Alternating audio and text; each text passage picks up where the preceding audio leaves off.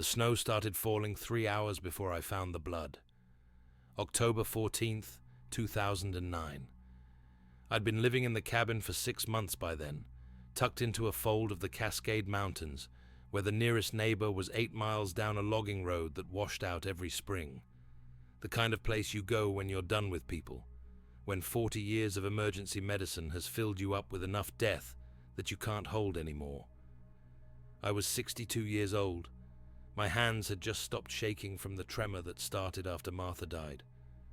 Cancer took her the previous winter, and I'd watched it happen with all my medical knowledge useless as prayer. So I sold the house in Seattle, packed what mattered into the truck, and drove until the roads ran out. The cabin sat at 3,400 feet elevation, just below the tree line, where the Douglas firs gave way to subalpine meadows. From the porch, you could see Mount Baker on clear days, its glaciers catching the morning sun like broken glass. But that October morning, clouds hung low enough to touch, and the temperature had dropped 15 degrees overnight. I'd gone out to check the water line. The spring that fed the cabin ran through 100 yards of exposed pipe, and the first hard freeze always found the weak spots.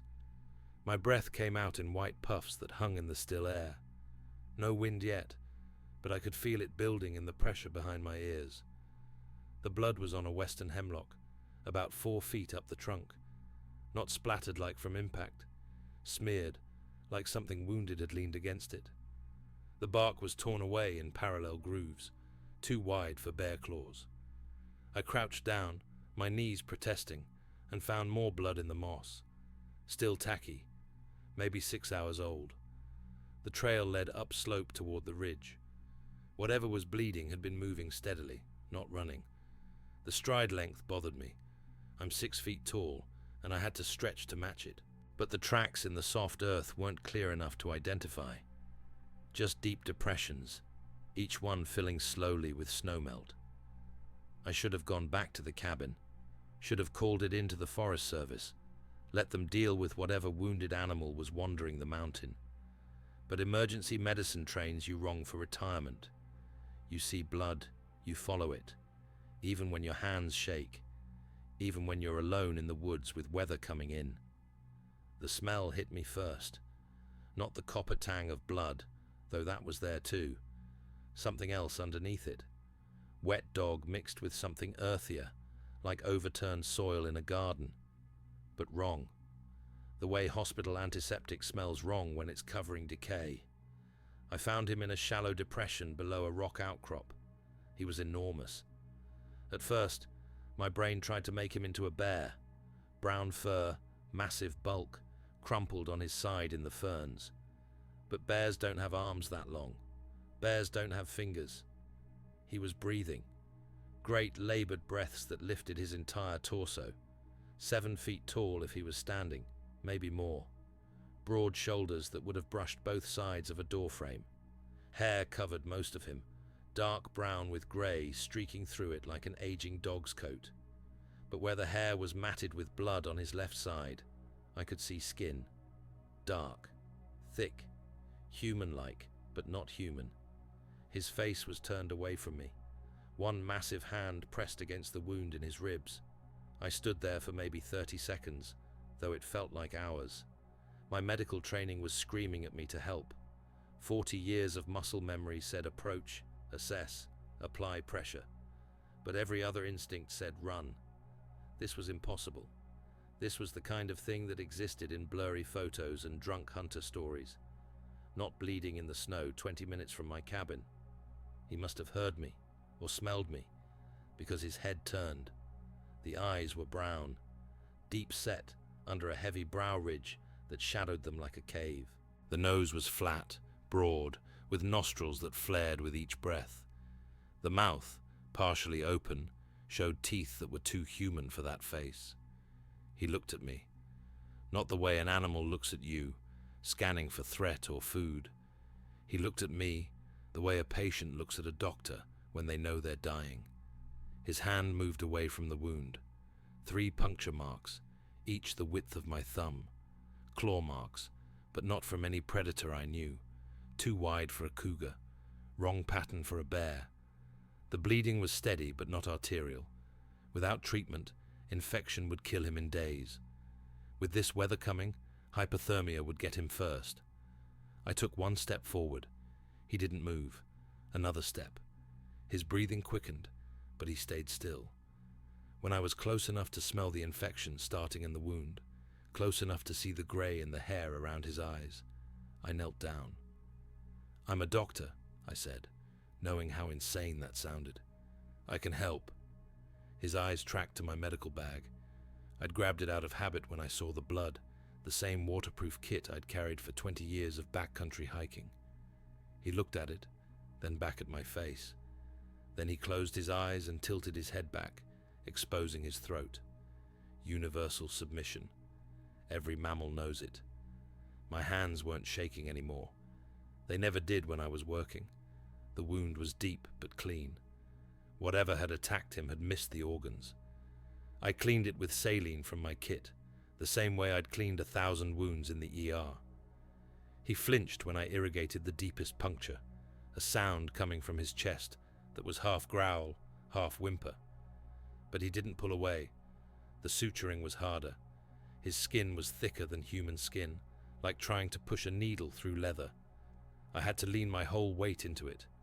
The local anesthetic from my kit might have helped, but I had no idea about dosing, or whether his metabolism would process it the same way. So I worked without it, and he endured, his massive hands clenched into fists that could have crushed my skull.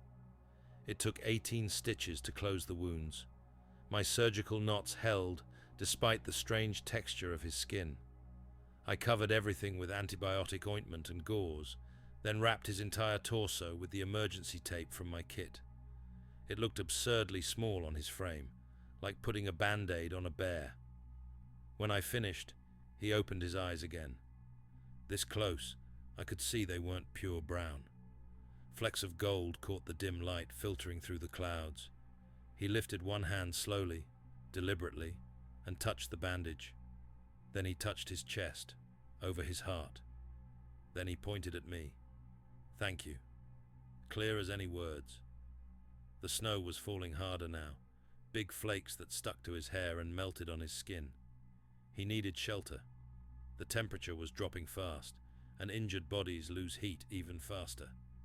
But I couldn't exactly bring him back to my cabin. Could I?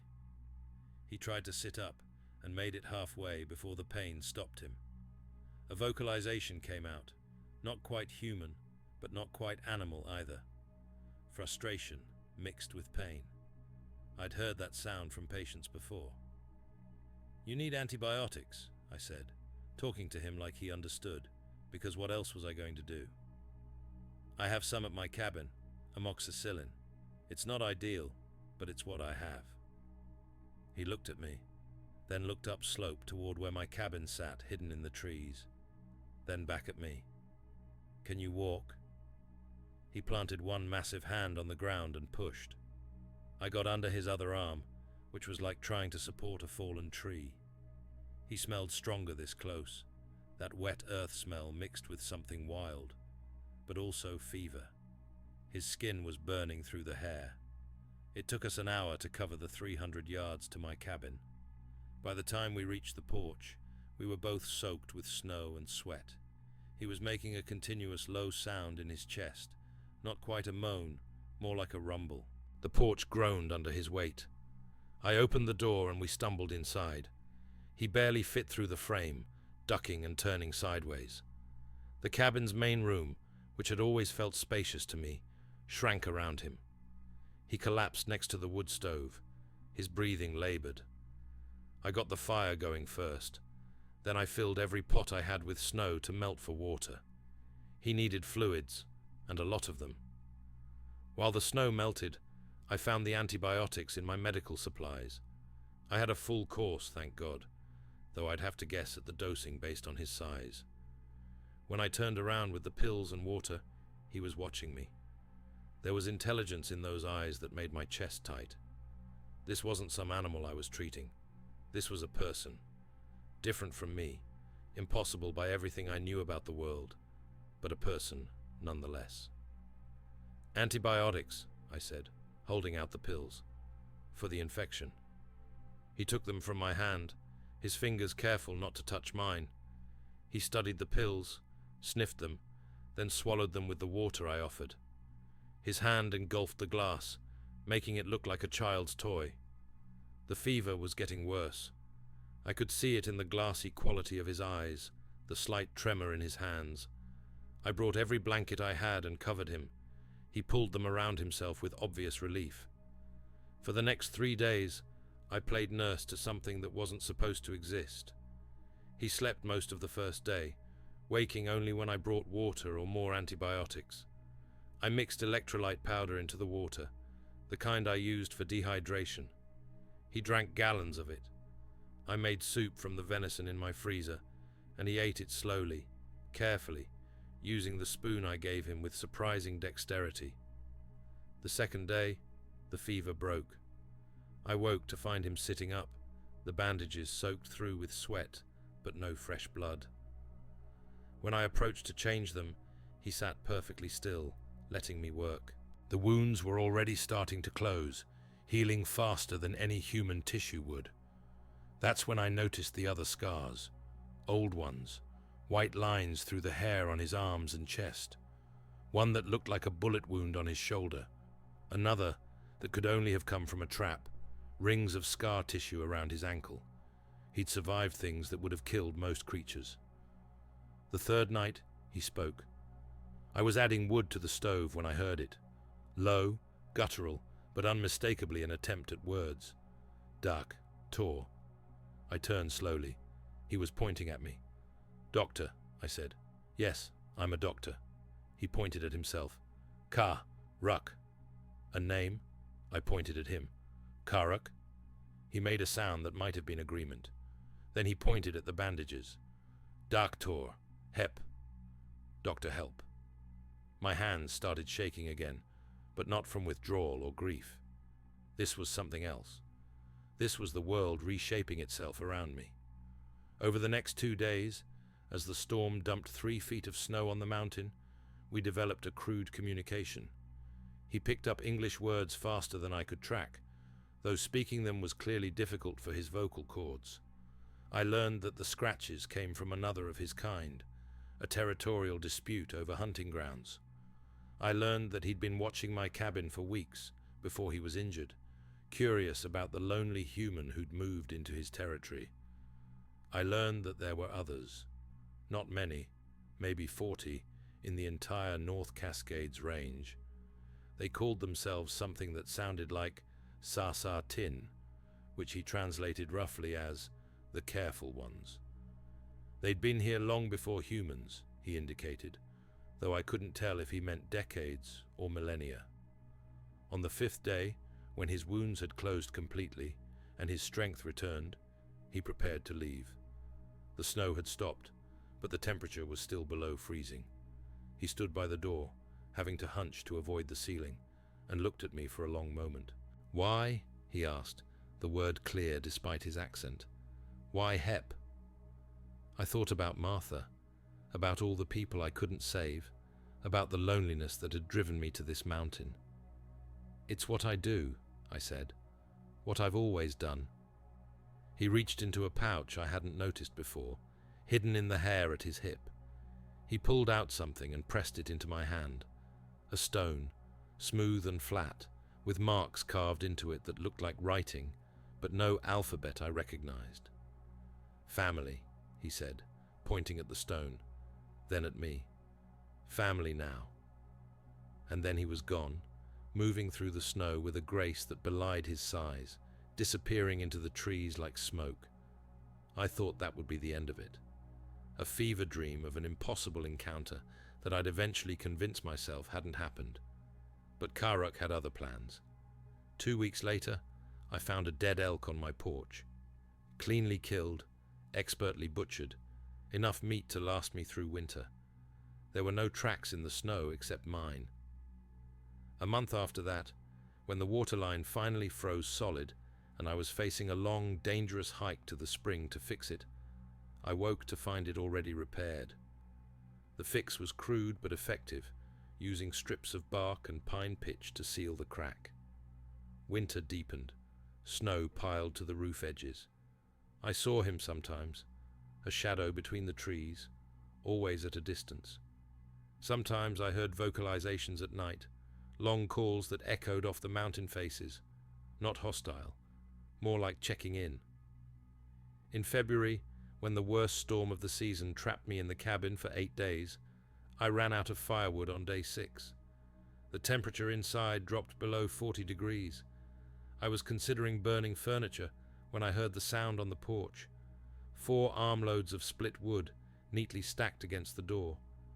I started leaving things in return. Medical supplies I could spare, salt, which seemed to be prized, books, though I had no idea if he could read them. They always disappeared, and sometimes I'd find things in exchange. Once, a handful of mushrooms I didn't recognize, but that turned out to be delicious. Another time, a rabbit skin, perfectly tanned. This went on through the winter, an unspoken trade relationship that felt like friendship. I talked to the empty forest sometimes, knowing he might be listening. Told it about Martha, about my children who lived in cities and didn't understand why I'd disappeared into the mountains. About the surgeries I remembered, and the ones I tried to forget. Spring came late that year. The snow didn't start melting until late April, and the trails stayed impassable into May. That's when the researchers showed up. I heard the helicopter before I saw it. Forest Service, doing their annual survey. It circled my area twice, low enough that I could see the cameras mounted on the struts. I waved from the porch, the expected friendly gesture from a hermit to civilization. But I saw Karuk that night, closer than he'd come since winter. He stood at the tree line, visible in the moonlight, watching the sky where the helicopter had been. There was something in his posture I recognized. Fear. The next morning, I found a print in the mud near the creek. Perfect. Clear. 17 inches long with 5 toes and what looked like a mid-tarsal break. The kind of thing every Bigfoot researcher in the world would kill to document. I studied it for a long time. Then I took a branch and destroyed it, scraping the mud smooth. That night, Karuk came to the cabin. I heard him on the porch, the boards creaking under his weight. When I opened the door, he was crouched there, making himself as small as his massive frame allowed. His eyes reflected the lantern light from inside. "More come," he said. His English had improved over the months, though he still struggled with certain sounds. "More humans, with machines." "Researchers," I said. "They're looking for you. They find, we die." It wasn't a question. He'd seen what happened when his kind was discovered. The scars on his body told that story. "How can I help?" He looked at me for a long moment. Then he said something that changed everything. "You come. Help sick one." I grabbed my medical bag without hesitation. Following him through the forest at night should have been terrifying. He moved without sound despite his size, choosing paths I couldn't see. I stumbled along behind, guided occasionally by his hand on my shoulder, steadying me when I would have fallen. We climbed for what felt like hours, up slopes I wouldn't have attempted in daylight. The cave wasn't visible until we were almost inside it. A crack in the rock face, hidden behind a fallen tree, just wide enough for Karuk to squeeze through. Beyond was a chamber that opened up into darkness my flashlight couldn't penetrate. The smell hit me first. Infection. Death approaching on soft feet. There were 3 of them. Karuk, a female nearly as large as him, and an elderly male lying on a bed of pine boughs. The female watched me with eyes that promised violence if I proved threatening. But when Karuk spoke to her in their language, a series of guttural sounds and clicks, she stepped aside. The elder was dying. I could see it in the grey tinge to his skin, the shallow breathing, the way his eyes didn't track movement. The wound was on his leg, a festering gash that had gone necrotic. Gangrene. Without amputation, he'd be dead in days. With amputation, he might survive, but I didn't have the tools or the antibiotics to manage that kind of surgery here. How long? Karak asked. 3 days, maybe less. The female made a sound like keening. Karak touched her shoulder, then turned to me. He is teacher, last who remembers the before. I didn't ask before what. Instead, I did what I could. I cleaned the wound, knowing it was futile. I gave him the last of my antibiotics, knowing they wouldn't be enough. I managed his pain with the morphine from my emergency kit, watching his breathing ease as the drug took effect. The female sat beside him, holding his massive hand in both of hers, speaking continuously in their language. It sounded like singing. The elder died as the sun rose, light just beginning to filter into the cave. His breathing stopped mid-inhale, the way death often comes, without drama or warning. The female continued her singing for another hour, while Karak and I sat in silence. Then they carried him deeper into the cave. I followed, my flashlight revealing passages that went back further than I expected. The walls had marks on them, deliberate scratches that looked like the carving on the stone Karak had given me. Stories, maybe. History. The burial chamber was natural, a depression in the rock where water had pooled eons ago. There were other bones there, carefully arranged. They laid the elder among them with a gentleness that made my throat tight. The female placed objects beside him, tools made of stone and bone, a necklace of bear claws, what looked like a child's toy, carved from wood. When we emerged from the cave, the sun was high and the researchers were in the valley below. I could see them through the trees, 5 people with equipment, taking samples and photographs. One had a casting kit out, mixing plaster. The female said something to Karak. He responded, then turned to me. You go. Lead them away. What about you? We leave. Find new place. Where will you go? He pointed north toward Canada, toward wilderness that stretched for 1,000 miles. Will I see you again? He touched my shoulder, his hand covering it completely. You are family. Then they were gone, melting into the forest like they'd never existed at all. I made my way down to the researchers, crashing through the brush loudly enough that they heard me coming. I played the part of the curious hermit, asking what they were looking for, offering unhelpful suggestions about bear sightings and elk migrations. I led them away from the cave, toward areas I knew were empty. I told them about the strange sounds that were definitely just elk, about the tracks that were obviously bear, about the smell that was certainly just rotting vegetation. I became the unreliable local, the lonely old man whose stories weren't worth recording. They left after 3 days, having found nothing conclusive, but I knew they'd be back, or others like them.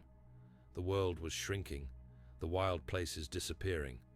Satellite imagery and trail cameras and DNA analysis were making it harder to hide. How long before someone got lucky? How long before Karak or his family became specimens? That summer, I started buying land. Using Martha's life insurance and our savings, I purchased every acre that came up for sale around my cabin.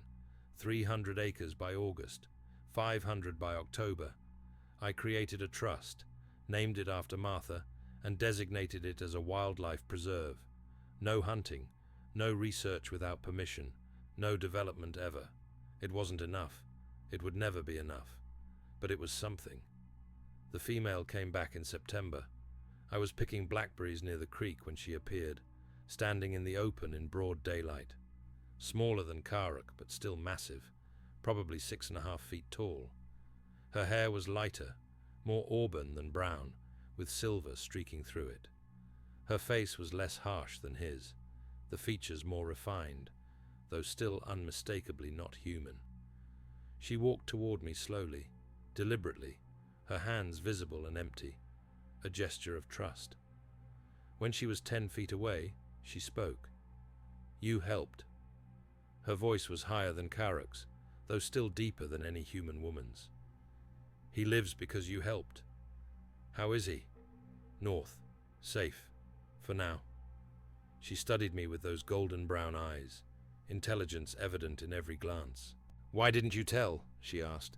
"Your kind would reward you, money, fame." I thought about how to answer that, about the weight of truth and the cost of proof. "Because you're people," I said finally, "and people deserve to be left alone." She tilted her head, considering this. "The elder, before he died, he said you were different, said you had the old wisdom. I don't feel very wise. Wisdom is not feeling, is knowing when not to act." She reached into a pouch at her hip, similar to the one Karuk had carried. She pulled out something wrapped in leather and handed it to me. Inside was a piece of carved antler, covered in the same symbols I'd seen in the cave. But these were different, newer. The carving was fresh. "Your story," she said. "We remember those who help. We remember those who harm. This is you, in our words. I can't read it. No, but we can, and we will remember." She turned to go, then paused. More humans coming, different ones, with guns. My blood chilled. Hunters? Hunters of us. They know something. Not sure, but suspect. When? Soon. Days, maybe. I'll do what I can. She looked at me one more time. "Karuk says you have no family now. Says your mate died. Yes, we know this pain, the alone feeling, but you are not alone." Then she was gone. The hunters arrived 4 days later. 3 men in expensive gear, driving a pickup with Montana plates. They parked at the trailhead below my property and hiked up, staying just outside my land boundaries. I watched them from the ridge, using the binoculars Martha had given me for bird watching. They had rifles, but more concerning, they had technology. Trail cameras, audio recorders, thermal imaging equipment. They moved like they knew exactly what they were looking for. I intercepted them on the 2nd day. "Morning," I called out, walking toward them with my hands visible. "You boys lost?" The leader, a man in his 40s with military bearing, smiled in a way that didn't reach his eyes. "Just hiking. Beautiful country up here." "It is, though most hikers don't carry that kind of hardware." His smile faltered slightly. "We're researchers, wildlife documentation. Funny, the Forest Service didn't mention any research permits for this area. We're on national forest land. Don't need your permission." "True, but you should know there's a sow with cubs in this area. Black bear, but aggressive. Charged me last week. And the elk are in rut. The bulls are particularly territorial right now." The younger man, barely out of college by the look of him, glanced nervously at the trees. "Plus," I continued, "there's been a cougar taking dogs from the properties down valley. Fish and Wildlife thinks it might be rabid. You boys got your rabies shots current?" The third man, older, weathered, spoke for the first time. "We can handle ourselves?" "I'm sure you can. Just hate to see anyone get hurt out here. Cell phones don't work, and it's a long way to the nearest hospital. I should know. I used to be a doctor, treated a lot of hunting accidents over the years. Amazing how fast things can go wrong in the woods." The leader's eyes narrowed. "That sounds almost like a threat." "Not at all. Just friendly advice from a local. The mountain doesn't care how prepared you think you are." I left them there, but I made sure they saw me watching from my porch with the binoculars. And that night, I did something I'm not proud of. I found their camp. They'd set up near a game trail, cameras positioned perfectly to catch anything moving through. While they slept, I adjusted things.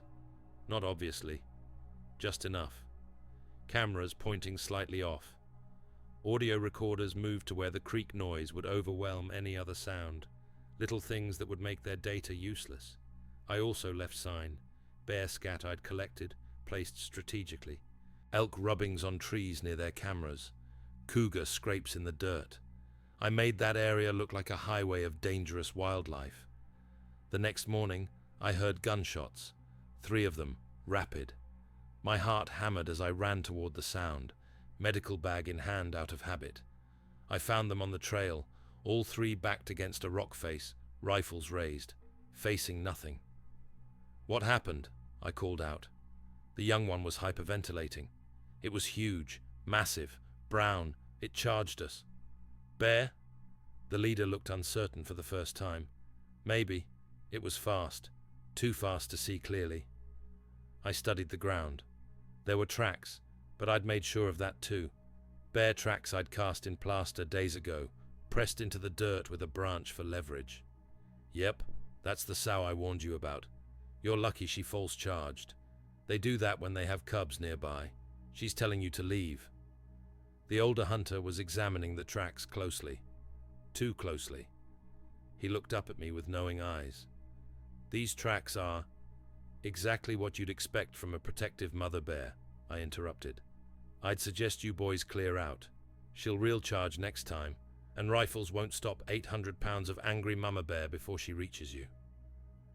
They left that afternoon, but I knew they'd be back, or others like them. The secret was getting too big. Too many people were looking. Too much technology was making the world small. That's when I started keeping this record, writing everything down. Because someday, probably soon, the truth will come out. And when it does, I want there to be at least one accurate account. One story that shows them as they really are. Not monsters, not missing links. People. Different people, but people nonetheless. It's been 3 years now since I first treated Karak. I've seen him 6 times since he left. Always at a distance, always brief. But he's alive, and that's what matters.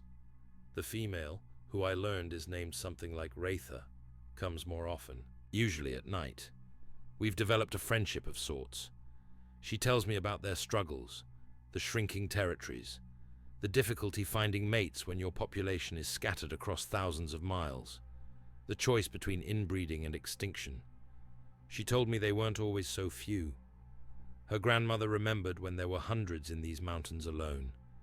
But disease and hunting and habitat loss had taken their toll.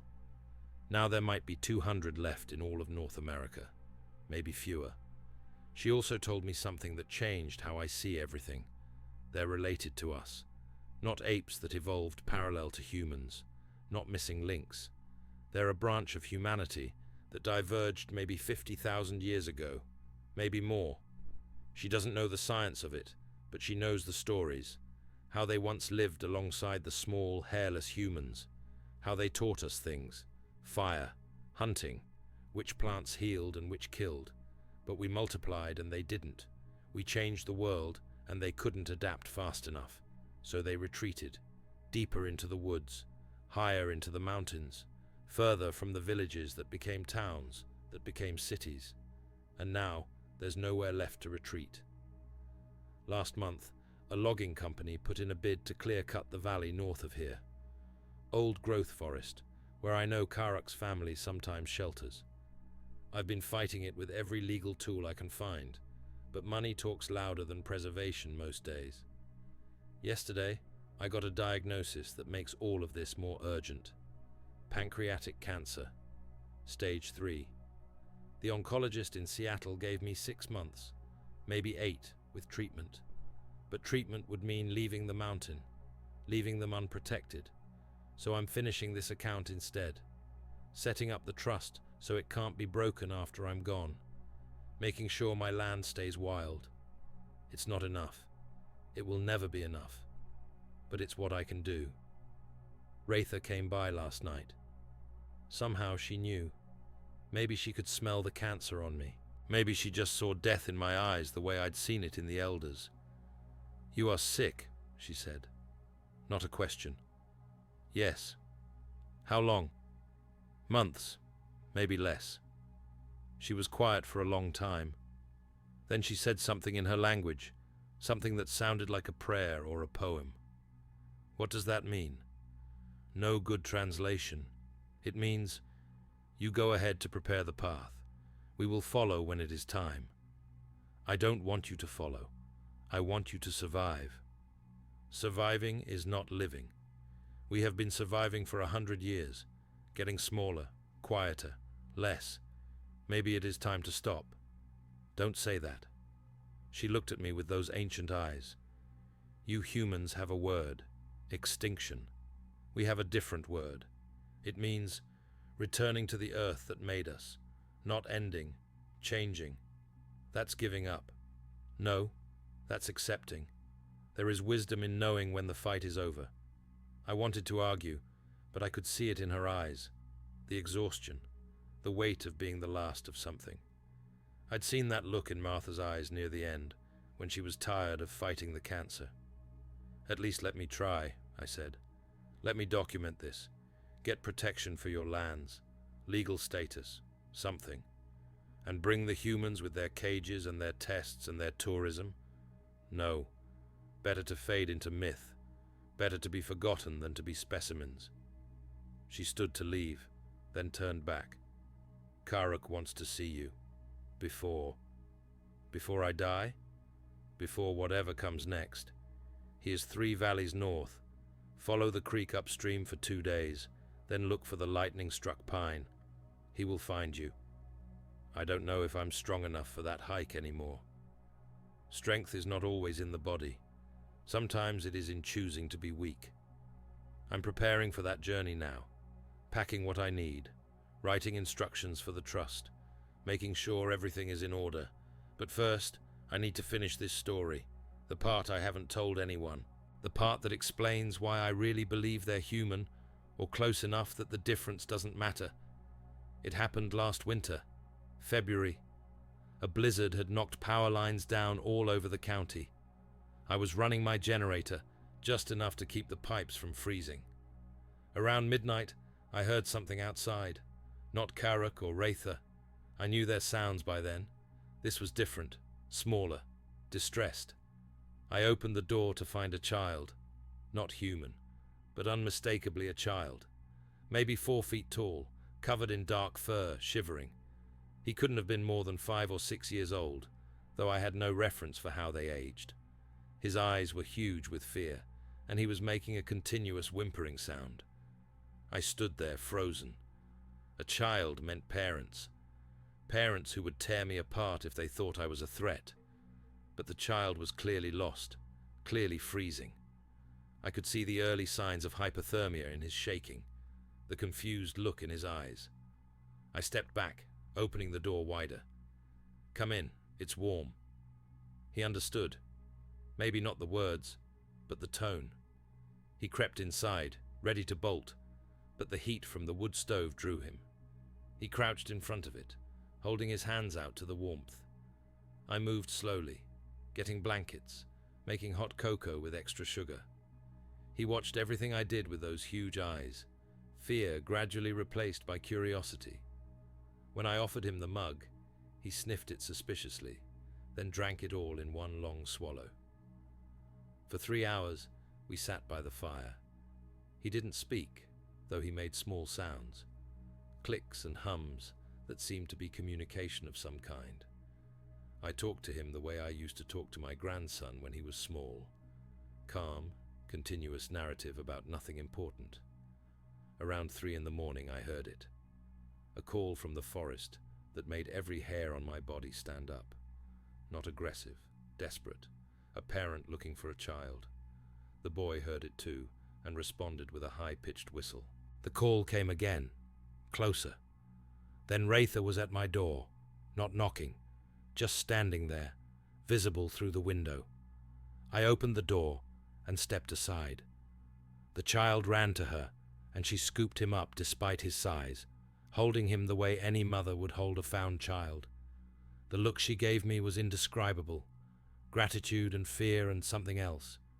Recognition, maybe, that I could have done anything with that child, called authorities, taken photos, sold him to the highest bidder, but I'd just kept him warm instead. "He is my sister's son," she said. "Got scared in the storm. Ran. He's safe." "Yes." She turned to go, then looked back. "This debt, there is no word for it in your language. In ours it means, you held my heart when it was outside my body. There's no debt. He was cold. I had warmth. Yes, that is why the debt is so large." They disappeared into the blizzard, but I heard the child's whistle one more time from the trees, A goodbye, maybe, or a thank you. That's when I knew for certain. The way she held him, the relief in her eyes, the protective fury barely contained. These weren't animals, they were people, parents and children and families, trying to survive in a world that had no place for them anymore. I think about that child sometimes, wonder what his life will be like. Will he grow up running from humans? Will he watch his habitat disappear tree by tree? Will he be the last of his kind, carrying the memory of a species that couldn't adapt fast enough to our expansion? Or will he find a way to survive, to hide deeper, run farther, become even more myth than substance? I don't know. I won't live long enough to find out. Tomorrow, I start the hike to find Karok. I don't know if I'll make it. The cancer is moving faster than the doctors predicted. I can feel it eating me from the inside, the way I could always feel death in my patients. But I'm going anyway. I'm leaving this account in my cabin, sealed with instructions to publish it after my death. Maybe people will think it's fiction. The delusions of a dying man alone too long in the wilderness. That's fine. Better they think I'm crazy than go looking for proof. But maybe, just maybe, someone will read this and understand. Someone else will see them, and instead of reaching for a camera or a gun, they'll reach for silence. They'll keep the secret.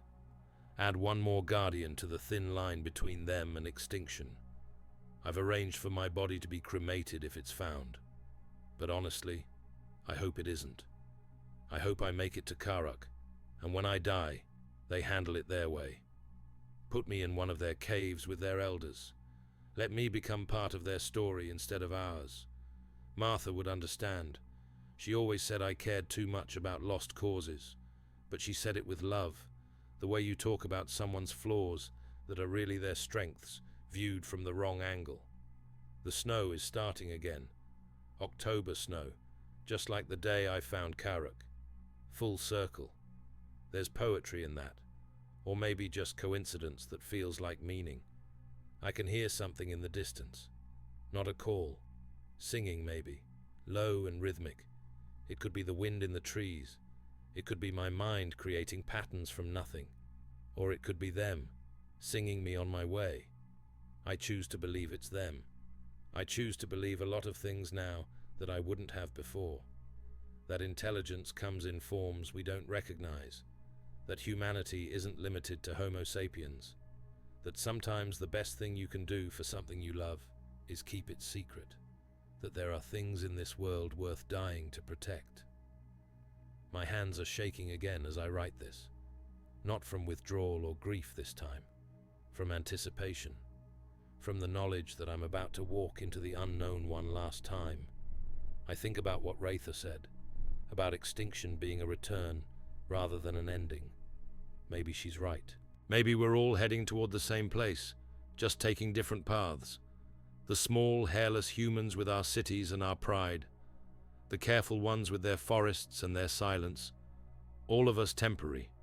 All of us trying to leave some mark that says we were here. This is my mark. This story. This truth that no one will believe. They exist. They think. They feel. They love their children and mourn their dead and fear for their future. They are people, and they are running out of time. Dr. Robert Holbrook, October 15th, 2012, Cascade Mountains, Washington.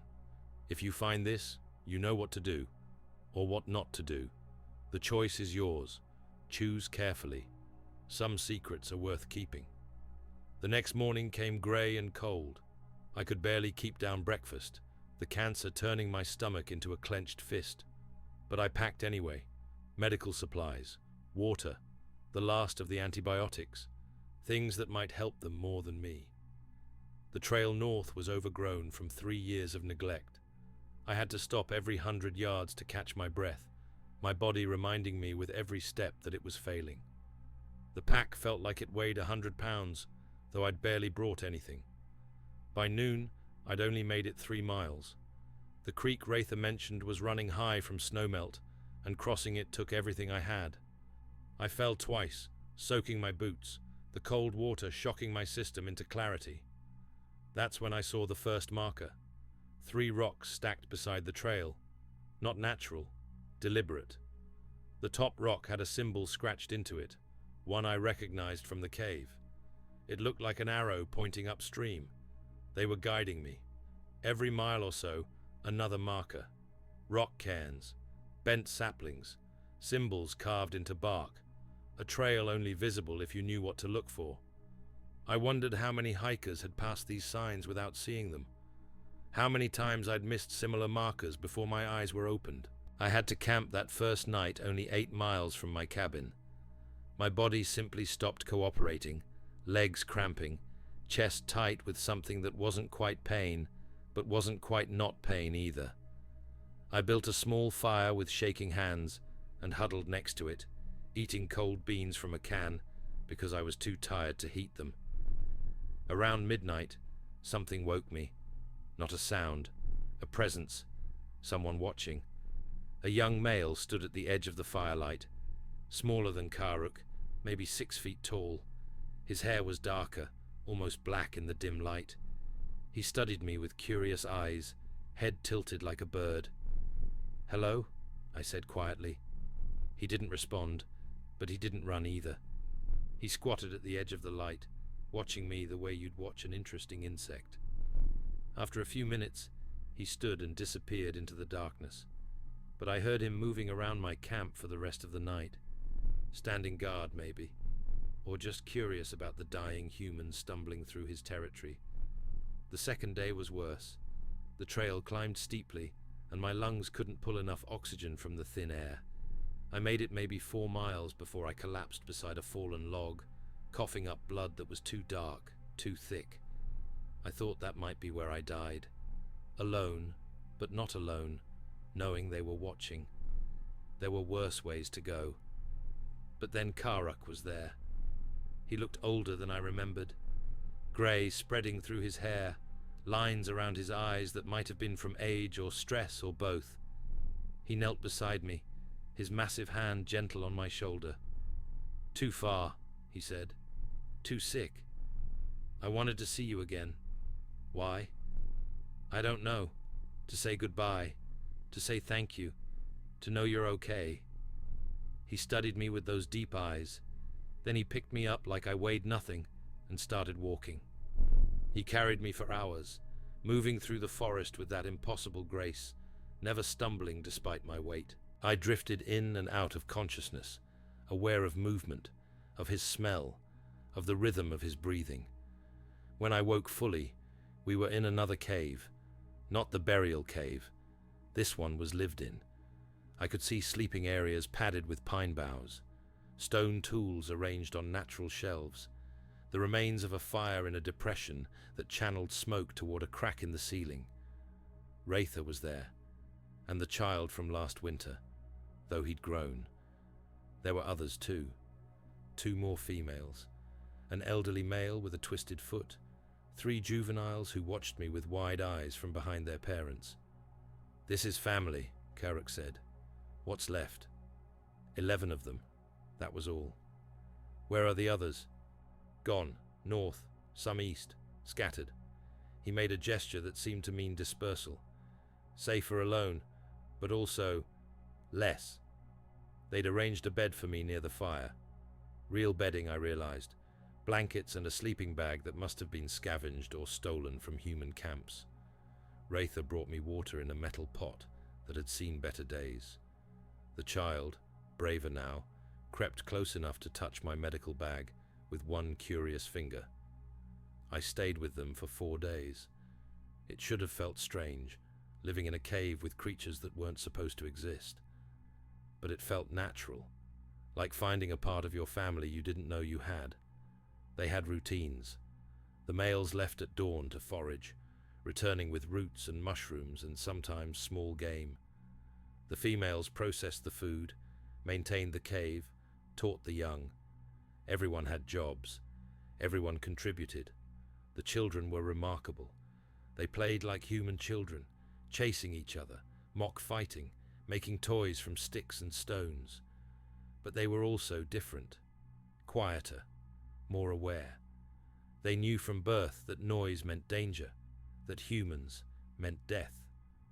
The elderly male with the twisted foot turned out to be their storyteller. In the evenings, he would speak in their language for hours, the others listening with rapt attention.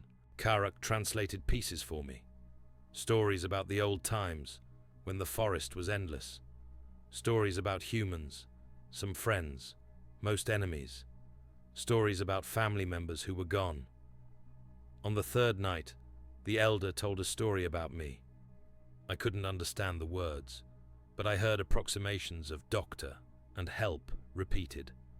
The children looked at me differently after that. Less fear, more wonder. That night, Rather explained more about their biology. Things I'd wondered about but never asked. They lived longer than humans. Karak was almost 80 years old, though he looked perhaps 40 by our standards. They aged slowly once they reached adulthood, but infant mortality was high. Rather had lost 2 children before the one who survived. They could interbreed with humans, theoretically. There had been cases, she said, though the children rarely survived. Too human to live wild, too different to live among humans, caught between worlds with no place in either. Their intelligence was different from ours, not less, just different. They had perfect spatial memory, able to navigate thousands of square miles of wilderness without ever getting lost. They could predict weather days in advance by subtle pressure changes. They could communicate with some animals in ways we'd consider impossible, but they couldn't adapt to our technology, couldn't learn to hide from thermal cameras or satellite imagery, couldn't understand why humans destroyed forests for paper or killed more than they could eat. We are the old way, she said. You are the new. There is no room for both.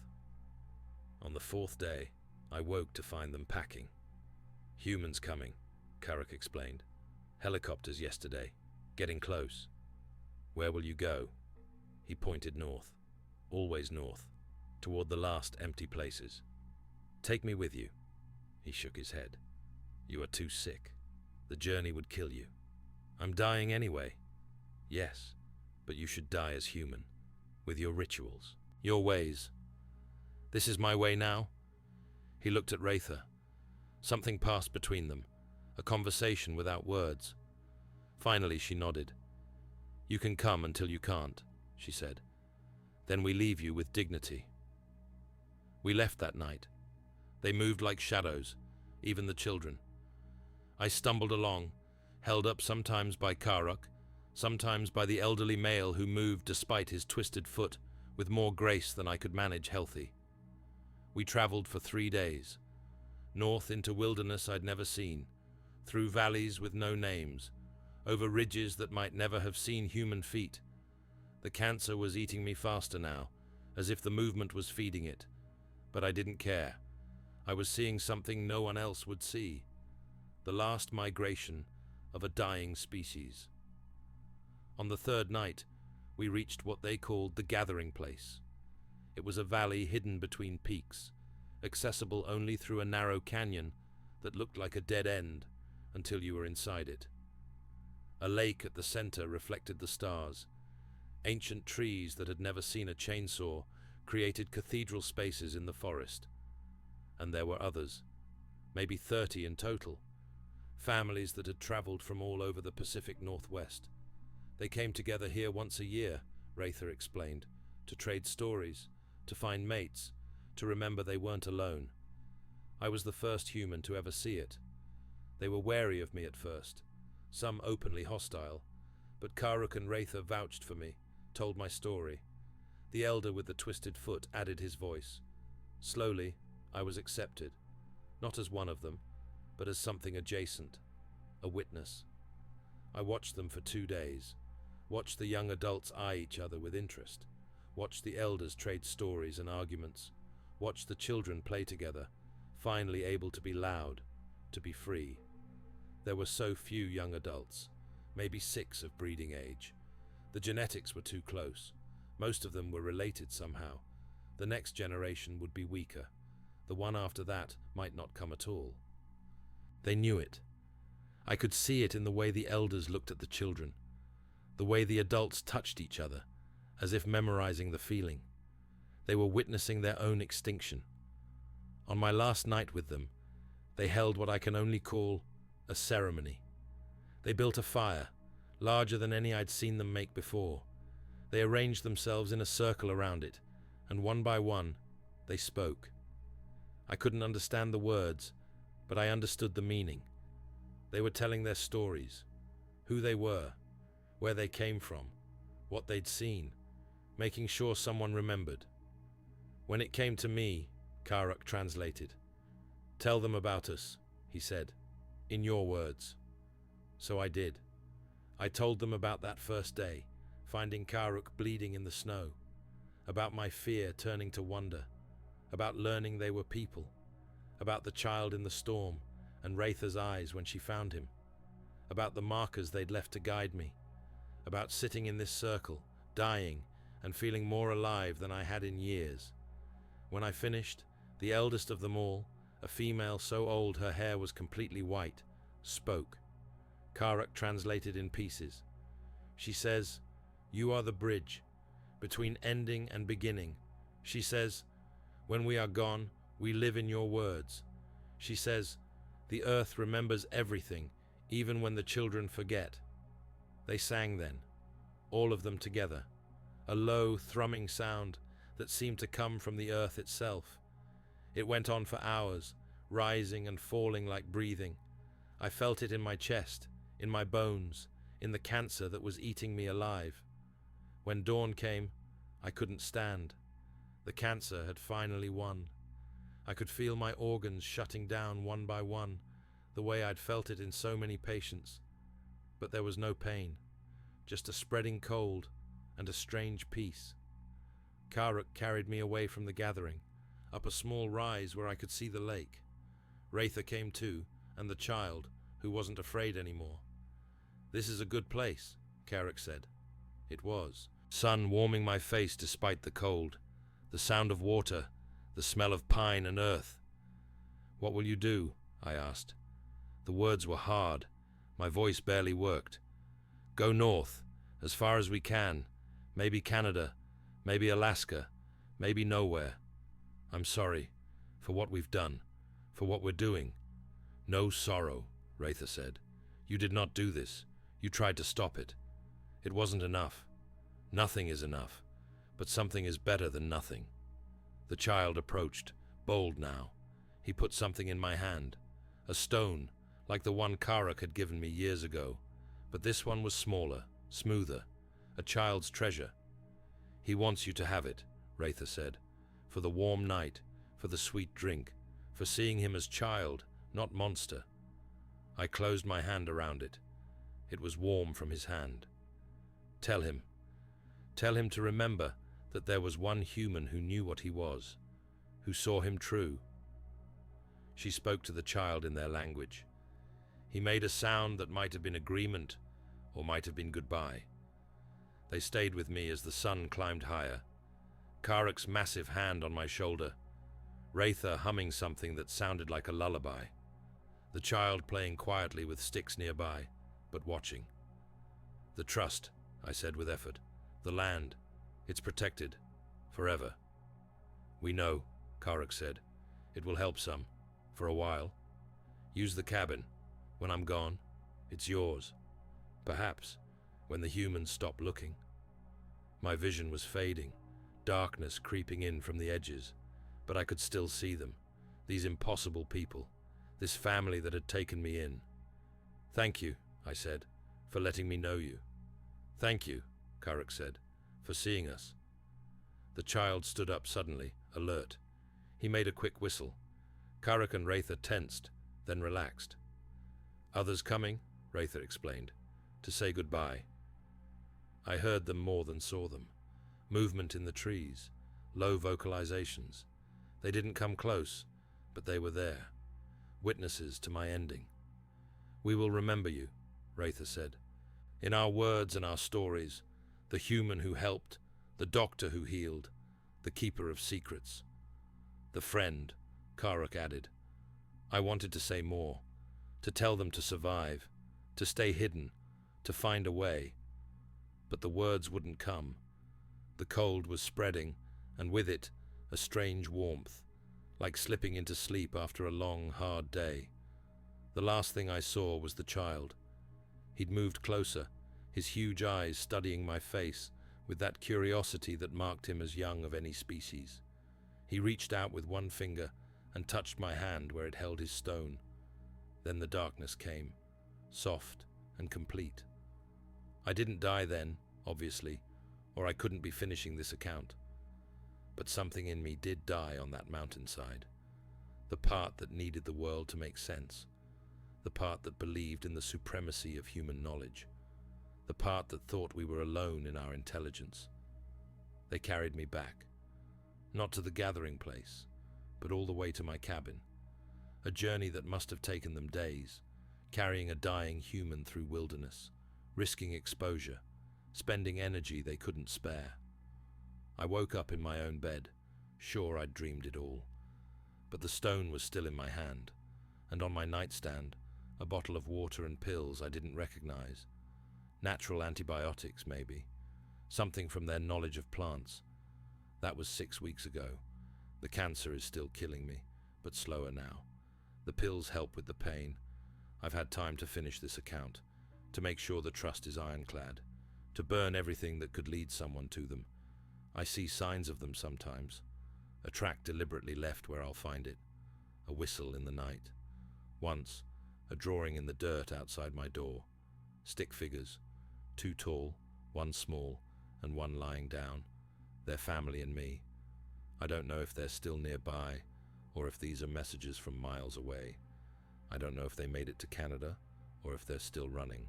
I don't know if the child will grow up to have children of his own, or if he'll be the last. But I know they existed. I know they were real. I know they thought and felt and loved and grieved just like us. Maybe better than us. Tomorrow, someone will find this account when they come to check on me. I've felt the end approaching all day, that hollow feeling when your body has nothing left to give. Tonight's the last night. I'm sure of it. I'm sitting on my porch despite the cold, looking at the mountains. There's something moving in the trees. Could be wind, could be elk, could be them, checking one last time. I hope it's them. I hope they know I kept their secret. I hope they know that one human, at least, understood what a privilege it was to know them. The moon is rising, full and bright, turning the snow silver. In the distance, so faint I might be imagining it, I hear singing, low and rhythmic. It sounds like the earth itself remembering. I think about Martha, about what she'd say if she knew what I'd found in these mountains. She'd probably laugh at the absurdity of it. Then she'd cry for them. Then she'd help me protect them, because that's who she was. I think about my children, living their lives in cities, never knowing their father's last great secret. Better that way. Some knowledge is too heavy to share. I think about Karuk and Ratha, and that brave, curious child. I hope they're safe. I hope they're together. I hope they're finding a way to survive in the margins of our world. The singing is getting fainter, moving away, north, always north. I close my eyes and listen until I can't hear it anymore, until there's just the wind and my breathing and the vast silence of the mountains. This is my witness. They existed. They were real. They were people. And if you're reading this, you have a choice. Dismiss it as the ravings of a dying man, or believe and help keep their secret. Some things are worth more than truth. Some mysteries are worth preserving. Some people, human or otherwise, just want to be left alone. Let them be myths. It's safer that way. For them. For all of us. Dr. Robert Holbrook. December 1st, 2012. Final entry. Listen. Do you hear that? Neither do I. And that's how it should be.